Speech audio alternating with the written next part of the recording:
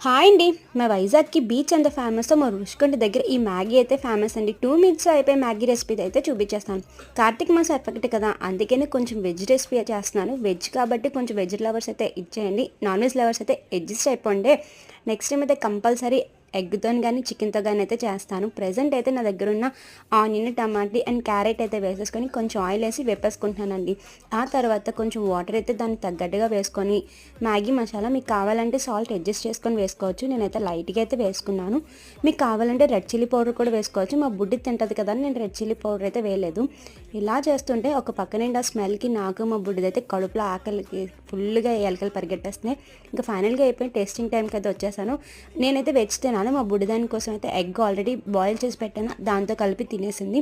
ఇంకా మా night dinner అయితే ఇలా ఎండ్ చేసేసాను.